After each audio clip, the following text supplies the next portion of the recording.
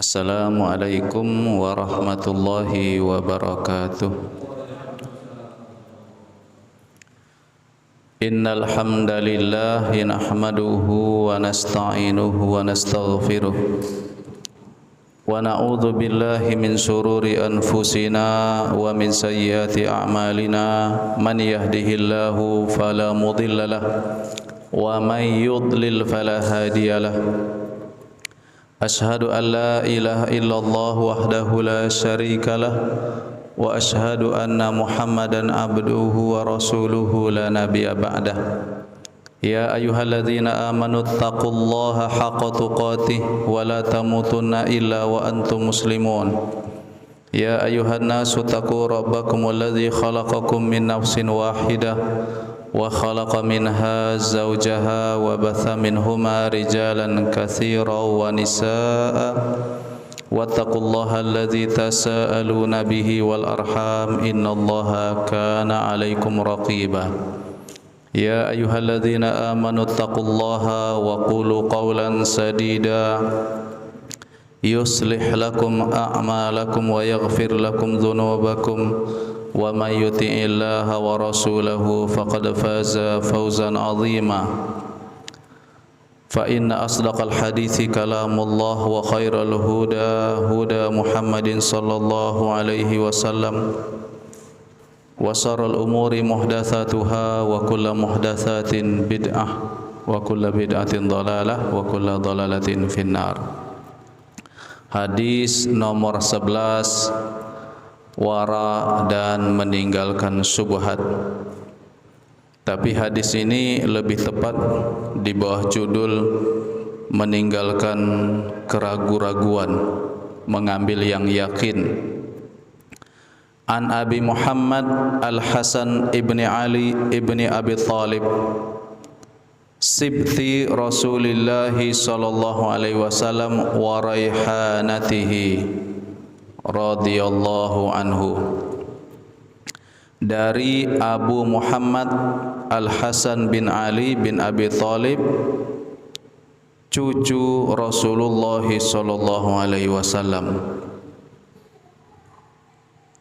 dan kesayangannya radhiyallahu anhu, dia berkata, hafiztu min Rasulillah sallallahu alaihi wasallam, aku telah menghafal dari Rasulullah sallallahu alaihi wasallam, da'ma yaribuka ila ma la yaribuka. Atau hadis ini juga bisa dibaca dengan dhammah. Dalam riwayat yang lain dengan dhammah, da'ma yuribuka, fi'il mazid rubai mutaaddi. Jadi bisa dibaca yaribu, bisa dibaca yuribu, fi'il mutaaddi. Da'ma yaribuka ila ma la yaribuk. Da artinya utruk. Da bermakna utruk, tinggalkan sesuatu yang meragukanmu kepada sesuatu yang tidak meragukanmu. Artinya tinggalkan yang ragu, ambil yang yakin. Sebelum kita menjelaskan hadis ini, beberapa faedah kita sampaikan. Yang pertama, sunniyatul kunyah walau biduni walad. Nah, sunnahnya memberi kunyah. Kunyah itu misalnya Abu Fulan, Ummu Fulan, walau biduni walad, walaupun orang yang diberi kunyah itu enggak ada anaknya. Jadi orang enggak punya anak dipanggil Abu Abdurrahman atau dipanggil Ummu Fatimah, enggak apa-apa. Itu salah satu sunnah dari Nabi SAW. Misalnya ini Al-Hasan diberi kunyah Abu Muhammad. Istri Nabi Aisyah enggak ada anak, tapi dia suka dengan panggilan Ummu Abdillah. Aisyah itu enggak ada anak, Allah takdirkan tidak punya anak dari suaminya Rasulullah sallallahu alaihi wasallam, tapi dia punya kunyah, dia punya gelar, dia punya panggilan, yaitu Ummu Abdillah atau Ummu Abdullah. Nah, jadi sunnahnya memberi kunyah. Ya alhamdulillah kalau kita sudah punya anak, ya dipanggil biasanya dengan anak pertama. Ummu ini, Ummu itu, atau Abu Fulan, Ummu Fulan, Abu Fulanah, Ummu Fulanah, itu diantara panggilan kehormatan bagi setiap muslim dan muslimah. Yang kedua, tentang bahasa Arab, sibtun. Sibtun artinya ibnu bintin, cucu dari anak perempuan. Bahasa Arabnya sibtun. Kalau cucu dari anak laki-laki, ibnu ibnin, bahasa Arabnya apa? Cucu bahasa Arabnya hafid. Hafidun, itu cucu. Nah, jadi bahasa Arab itu detail. Yang jenis kelaminnya laki-laki beda, yang jenisnya perempuan beda. Ya, cucu laki-laki dari anak perempuan, bahasa Arabnya sibtun. Sibtun. Cucu laki-laki dari anak laki-laki namanya hafidun. Jadi hafidun ibnu ibnin, sedangkan sibtun ibnu bintin. Ya, jadi kita sambil belajar bahasa Arab. Yang ketiga, sedikit kita berkenalan dengan Al-Hasan. Al-Hasan anak pertama dari Fatimah binti Rasulullah sallallahu alaihi wasallam dengan suaminya Ali bin Abi Thalib radhiyallahu anhu. Beliau diberi gelar oleh Nabi sebagai Sayyid. Dalam hadis Nabi dikatakan, ibni haza sayyidun. Putraku ini adalah seorang sayyid. Sayyid merupakan panggilan kehormatan dari derajat yang dimuliakan oleh agama maupun dimuliakan oleh hamba Allah. Disebut dengan Sayyid. Al-Hasan adalah yang paling mirip wajahnya dengan Rasulullah SAW. Paling mirip. Jadi beberapa orang memang wajahnya mirip dengan Nabi. Ganteng, bagus, indah. Jadi beberapa penduduk Madinah mereka suka mengambil Muhammad itu sebagai suka menjadikan Al-Hasan bin Ali sebagai menantu. Akhirnya penduduk Madinah berebut menikahkan putri-putri mereka kepada Al-Hasan bin Ali. Dalam riwayat dikatakan bahwa istri, artinya Al-Hasan bin Ali sempat menikah, dalam beberapa riwayat ikhtilaf ulama 150 kali. Banyak dia menikah sampai-sampai Ali bin Abi Thalib mengumumkan, dia beri pengumuman, la tuzawwiju Al-Hasan, la tuzawwiju Al-Hasan fa innahu mizwajun mitlaqun, kata Ali dalam riwayat yang sahih. Kata mereka, wahai manusia, sudahlah, jangan lagi menikahkan Al-Hasan dengan putri-putri kalian. Li'annahu mizwajun mitlaqun, karena dia sering menikah, sering juga menceraikan. Tapi cerai dengan baik-baik sesuai kemuliaan akhlak Al-Hasan bin Ali. Kadang-kadang menikahkan itu bukan atas permintaan Al-Hasan, tapi memang atas permintaan gadis-gadis Madinah karena wajahnya mirip dengan Rasulullah, jadi mereka mengambil keberkahan dari kemiripan tersebut, kemiripan secara fisik, ya, lekuk pipinya, matanya, lingkar alisnya mirip dengan Rasulullah sallallahu alaihi wasallam. Jadi mereka suka menikahkan putrinya kepada Al-Hasan bin Ali. Kemudian Al-Hasan bin Ali ini tidak terlalu banyak meriwayatkan hadis. Mengapa demikian? Karena juga ketika Rasulullah diangkat menjadi nabi, usianya masih belum lahir malahan. Jadi ketika Rasulullah wafat, dalam riwayat dikatakan usianya antara 10, 11 atau 12 tahun. Jadi paling banyak ulama mengatakan ketika Nabi wafat usia Al-Hasan baru 12 tahun. Jadi wajar kalau dia meriwayatkan hadis sangat sedikit. Beberapa riwayat dari Al-Hasan juga hadis tentang doa kunut. Doa kunut, kita katakan doa kunut, bukan kunut subuh, ya.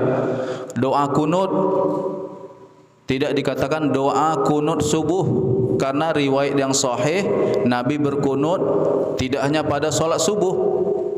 Ketika ada suatu kejadian yang menimpa kaum muslimin, Nabi berkunut di semua waktu solat wajib yang 5 waktu. Maghrib kunut, isya kunut, subuh kunut, zuhur asar juga berkunut. Nah, hadis kunut itu dengan lafaz Allahumma hdini fiman hadait wa afimi fiman afait wa tawallani fiman tawallait, itu juga riwayat dari Al-Hasan bin Ali bin Abi Thalib. Jadi memang sedikit yang riwayat hadis dari Al-Hasan.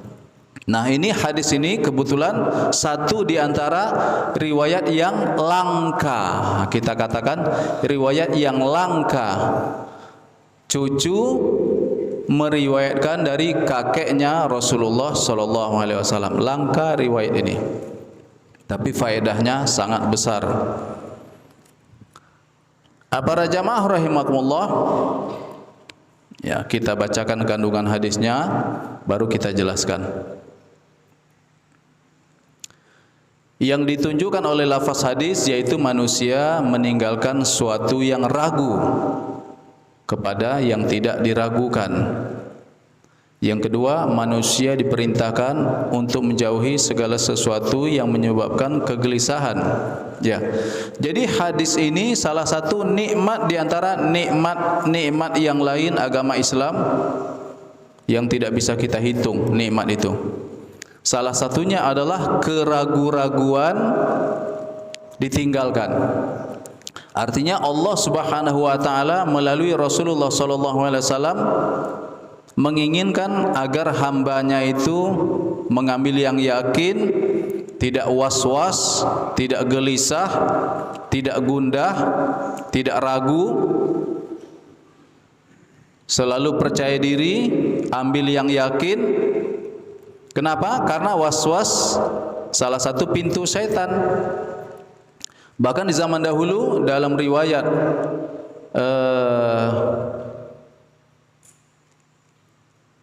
Ibnul Qayyim di kitab beliau Ighatsatul Lahafan min Masaidi Syaitan, orang dulu, ya, ada yang mereka itu sudah berwudu tapi ragu, wudunya sempurna atau belum, tadi ini sudah tersapu atau belum, ragu, berwudu lagi, berkali-kali berwudu. Akhirnya ketika dia merasa yakin wudunya, salat berjamaah sudah selesai. Jadi zaman dulu memang ragu-ragu itu menjadi virus di kalangan para masyarakat salaf. Maka nikmat Allah adalah adanya hadis ini bahwa kita enggak boleh ragu, tinggalkan keraguan-raguan. Nah, sebetulnya hadis ini walaupun lafaznya pendek, tapi dia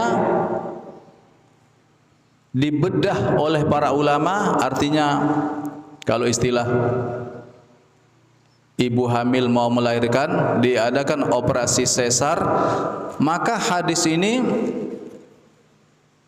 banyak melahirkan kaidah fikih. Jadi ibarat seorang ibu dioperasi sesar, hamilnya, kemudian kembarnya itu bukan hanya kembar 2, bisa 3, bisa 4, bisa 5. Artinya banyak faedah dari membongkar hadis tersebut. Dia hadisnya hanya pendek, da ma yaribuka ila ma la yaribuk, tidak lebih dari 6 kata atau 7 kata.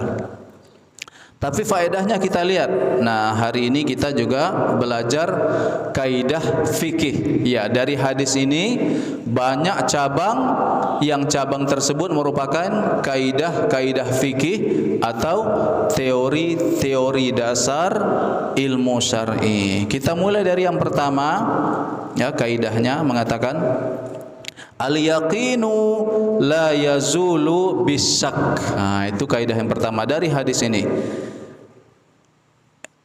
Keyakinan tidak boleh hilang dengan keraguan. Kalau kita sudah yakin dengan sesuatu, ambil itu, tinggalkan yang lain. Al-yaqin la yazulu bisyak. Enggak boleh kita ragu. Agama Islam tidak mengizinkan kita berada dalam keraguan dalam waktu yang panjang. Enggak boleh. Kalaupun Anda ragu, ya, tidak berlama-lama.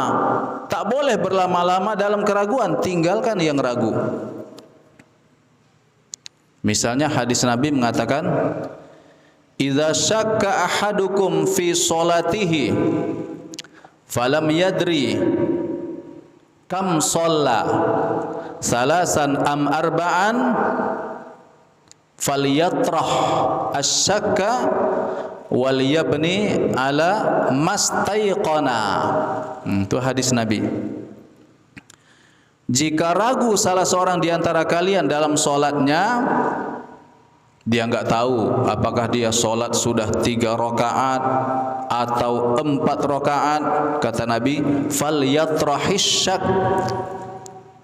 dia buang keraguan, waliyabni ala mastaiqona, maka dia bina solatnya di atas masjid. Tak perlu keluar dari masjid, artinya tidak perlu membatalkan solat karena keraguan-raguan tadi. Hatta yasma' sautan, sampai dia benar-benar yakin dengar suara, artinya suara buang angin, suara kentut. Au yajidarihan, atau dia mencium bau. Jadi hukumnya adalah yang menjadi hakim telinga dan hidung. Jangan batalkan solat sampai telinga dengar suara atau hidung mencium bau. Kalau telinga tidak mendengar apa-apa, hidung tidak mencium sesuatu apapun, maka kata Nabi, la yakhrujanna minal masjid, tak perlu keluar dari masjid, tidak perlu batalkan solat, lanjut saja solatnya. Walaupun ada sesuatu yang mengganjal di perut kita, ada bunyi, ada getaran atau apapun. Jadi luar biasa, agama kita ini nikmat, senikmat-nikmat agama tidak ada lain kecuali agama Islam. Maka tinggalkan keraguan-raguan. Baik, kaidah berikutnya masih dalam kaidah hadis, da ma yaribuka ila ma la yaribuk. Kaidah berikutnya, kaidah yang ketiga, al aslu bara'atuz zimmah. Ya, supaya kita tidak ragu, maka kita munculkan kaidah-kaidah. Al aslu bara'atuz zimmah. Pada asalnya orang itu tidak ada tanggungan. Ya, pada prinsipnya orang enggak punya tanggungan. Karena apa? Karena mereka sejak lahir memang tidak ada hutang. Sejak lahir mereka tidak ada tagihan. Sejak lahir mereka tak punya kewajiban. Sejak lahir mereka tidak punya tugas. Sejak lahir mereka tidak menanggung sesuatu dari orang lain. Jadi al-aslu bara'atuz zimmah. Pada asalnya manusia tanpa beban. Contoh,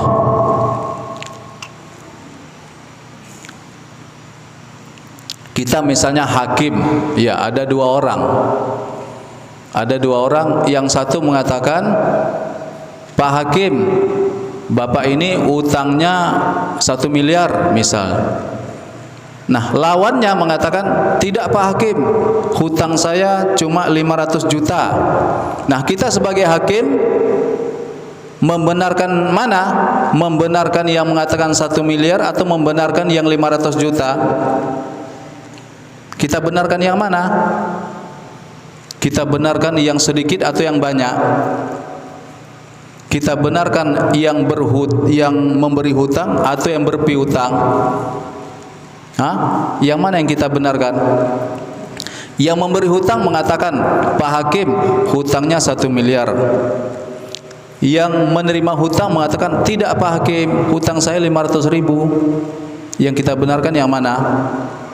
Yang memberi hutang atau yang berpiutang? Yang berpiutang. Orang yang menerima hutang yang kita benarkan sebagai Pak Hakim. Kenapa? Al-aslu bara'atuz zimmah. Pada prinsipnya manusia tidak ada beban. Ini sekaligus penafsiran dari hadis da' ma yaribuka ila ma la yaribuk. Nah, hadis ini nanti ya, kalau kalian Allah takdirkan menjadi hakim, menjadi jaksa atau menjadi polisi, ini standarnya itu tadi, standarnya adalah da' ma yaribuka ila ma la yaribuk. Kaidah berikutnya, al-aslu baqa'u ma kana ala ma kana. Nah, ini kaidah salah satu cabang dari da' ma yaribuka ila ma la yaribuk. Al-aslu baqa'u ma kana ala ma kana. Pada asalnya hukum lama tetap berlaku dan sah. Itu lebih kurang makna kaidah ini. Pokoknya hukum yang sudah terjadi pada masa lampau, al-aslu idhafatul hadis ila aqrabi awqatihi. Al-aslu idhafatul hadis ila aqrabi awqatihi. Pada asalnya peristiwa disandarkan ke waktu yang terdekat. Pada asalnya peristiwa disandarkan kepada waktu yang terdekat. Misalnya ada dua peristiwa saling bertolak belakang. Peristiwa pertama terjadi pada jam, misalnya pada jam 5 tadi pagi. Kemudian peristiwa kedua terjadi pada jam 6 tadi pagi. Maka menurut kaidah syar'i, peristiwa yang dibenarkan adalah peristiwa yang terakhir, bukan peristiwa yang pertama. Kita beri contoh biar paham. Misalnya Ustadz minjam motor Ustadz Agus, ya, Ustadz minjam motor Ustadz Agus. Lalu setan menggoda Ustadz Mukhlis digoda. Akhirnya Ustadz mengakui bahwa motor ini milik Ustadz. Lalu Ustadz Agus mengadu kepada hakim, kami tidak ada dokumen pendukung, STNK enggak ada,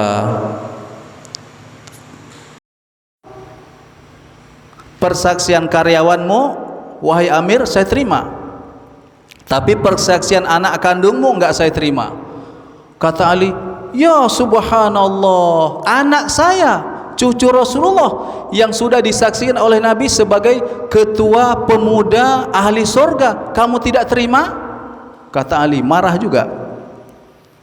Kata Suraih dengan tenang, ya, kesaksian Nabi itu di akhirat, sementara saya memberikan hukum saya punya vonis di dunia.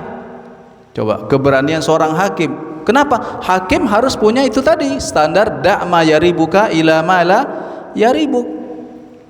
Jadi Al Hasan bin Ali kesaksiannya tidak terima untuk bapak kandungnya Ali bin Abi Thalib. Akhirnya kata Ali bin Abi Thalib, ya sudah, orang Yahudi itu udah milik kamu aja, karena saya nggak ada saksi yang ketiga, nggak punya saksi. Akhirnya hakim mengatakan ad-dir'u lil Yahudi. Hakim memberi vonis keputusan bahwa baju besi milik Yahudi. Oh, ternyata ada hikmahnya juga. Kata orang Yahudi, subhanallah, kata dia, hukum dalam agama Islam betul-betul adil. Wahai Pak Hakim, saya ngaku bahwa ini memang baju besinya Amirul Mukminin. Barulah saya sadar betapa Islam itu agama yang adil, syariatnya bagus. Akhirnya orang Yahudi mengatakan, dikembalikan, ini Amirul Mukminin, baju besi Anda sesungguhnya. Lalu dia bersyahadat, masuk Islam. Masuk Islam. Yahudi tersebut melihat keadilan agama Islam. Lalu kata Ali bin Abi Thalib, oh enggak apa-apa, ini hadiah karena Anda sudah masuk Islam. Kembali lagi baju besinya kembali kepada Yahudi. Oleh karena itu, ya, terutama kepada adik-adik santri, belajar fikih.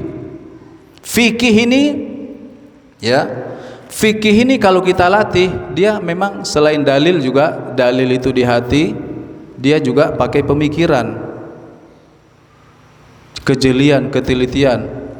Kalau mungkin kita menghafal Al-Quran, kalau sudah tua lupa. Hafal hadis, kalau sudah tua lupa. Tapi kalau fikih itu melekat terus. Kenapa? Karena fikih itu bersifat operasional, tidak sebatas hafalan. Fikih bersifat latihan. Maka kalau kita sudah mahir dengan ilmu fikih, itu insya Allah dengan izin Allah kita akan dimudahkan jalan menuju hikmah atau bijaksana. Allah Subhanahu wa taala berfirman, "Wa may yu'tal hikmata faqad utiya khairan katsira." Baik, itu kaidahnya. Da'ma yaribuka ila ma la yaribuka.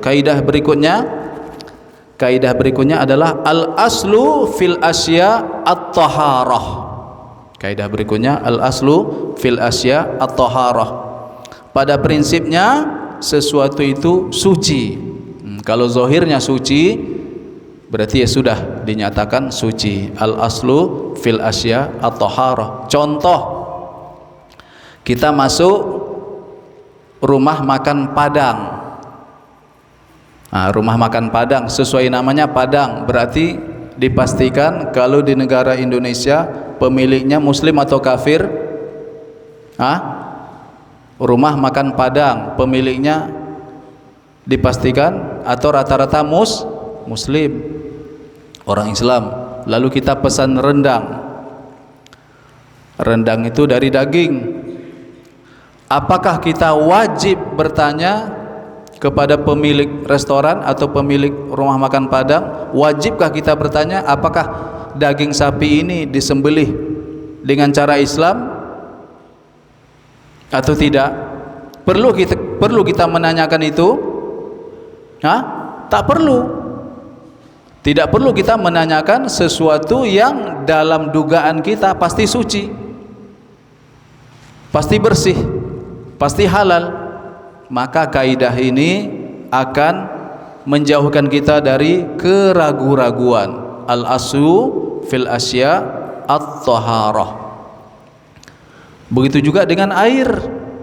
Air juga selama tidak berubah bau, rasa, warna, maka air itu berstatus suci lagi mensucikan.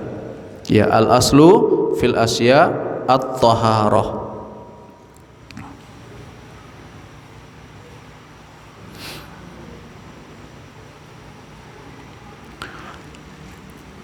Kaidah berikutnya adalah kaidah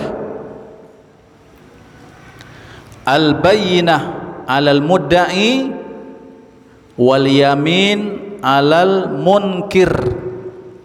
Al-bayyinah 'alal mudda'i wal bayyinah 'alal munkir. Bukti diminta dari pengaku. Nah, ada orang yang mengaku ini, mengaku itu, maka minta bukti. Al-bayyinah 'alal mudda'i. Bukti diminta dari pengaku. Wal yamin 'alal munkir. Sumpah diminta dari pembantah. Nah, ada yang membantah. Saya punya ini buktinya. Kalau dia nggak berbukti tapi ada yang membantah, maka yang membantah diminta untuk bersumpah, wallahi, tallahi atau billahi. Ya. Al-bayyinah 'alal mudda'i wal yamin 'alal munkir. Bukti diminta dari pengaku, sumpah diminta dari pembantah. Contoh, ini contohnya bagus. Contoh bagus. Seorang meninggal, ya, seorang laki-laki meninggal. Dia punya istri, misalnya lebih dari satu. Yang satu muslimah, yang satu kitabiyah. Kitabiyah itu ya bisa agama Kristen atau agama Yahudi. Karena orang Islam, laki-laki muslim diizinkan menikah dengan wanita Kristen atau wanita Yahudi, tapi tidak boleh menikah dengan wanita Hindu, wanita Buddha, wanita Konghucu atau wanita ateis, nggak boleh. Tapi kalau ahlul kitab diizinkan laki-laki muslim menikah dengan wanita kitabiyah atau ahlul kitab. Nah, contoh, laki-laki meninggal, dia punya istri dua, misalnya satu muslimah, yang satu kitabiyah. Yang muslimah ini sudah punya anak meninggal. Tiba-tiba, baik dalam hukum Islam, dalam hukum faraid, kitabiyah apakah mewarisi harta suaminya yang muslim? Ahlul kitab apakah mewarisi suami yang muslim? Tidak. Orang kafir tidak mewarisi harta orang muslim. Begitu juga sebaliknya, orang muslim meninggal tidak mewarisi harta orang kafir. Kata Nabi, la yarisul kafirul muslima walal muslimul kafira.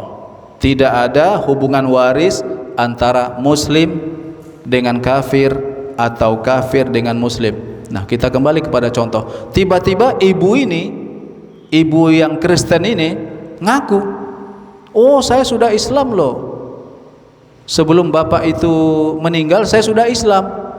Tapi dia nggak ada bukti. Maka ahli waris yang lain, ibu yang muslimah itu, anak-anaknya membantah. Sementara ibu yang mengaku masuk Islam tadi nggak ada bukti, nggak ada saksi, juga nggak ada saksi. Bisakah ucapan ibu ini dibenarkan? Bisakah pengakuannya diterima? Dia masuk Islam tapi nggak ada saksi, tidak bisa diterima. Kenapa? Karena kaidahnya al-bayyinah 'alal mudda'i. Bukti diminta dari orang yang ngaku-ngaku. Kalau dia mampu menunjukkan bukti, ya ada sertifikat masuk Islam, masuk dalam komunitas, misalnya komunitas mu'allaf, ada 2 orang saksi yang adil, maka pengakuannya diterima. Kenapa? Karena kuat dugaan dia mengaku Islam supaya dapat warisan dari suaminya. Maka tentu saja dibantah oleh ahli waris yang lain. Maka ini kaidahnya adalah al-bayyinah 'alal mudda'i wal yamin 'alal munkir. Ini sesuai hadis Nabi sallallahu alaihi wasallam, "Lau yu'tan nasu bida'wahum ladda'a rijalun amwala qaumin wa dima'ahum walakin al-bayyinah 'alal mudda'i wal yamin 'ala man ankar." Kata Nabi, jika seluruh manusia diberikan sesuai kemampuannya dan pengakuannya, maka akan banyak orang yang mengaku terhadap harta orang lain dan keturunan orang lain. Tapi kata Nabi, bukti diminta dari pengaku dan sumpah diminta dari orang yang mengingkari. Baiklah para jamaah rahimakumullah, ini yang bisa kita sampaikan dalam faedah hadis da' ma yaribuka ila ma la yaribuk. Tinggalkan yang ragu dan ambil yang tidak ragu. Wa sallallahu ala Muhammadin wa ala alihi wa sahbihi wa sallama tasliman katsira. Subhanakallahumma wa bihamdika asyhadu an la ilaha illa anta astaghfiruka wa atubu ilaik. Wassalamualaikum warahmatullahi wabarakatuh.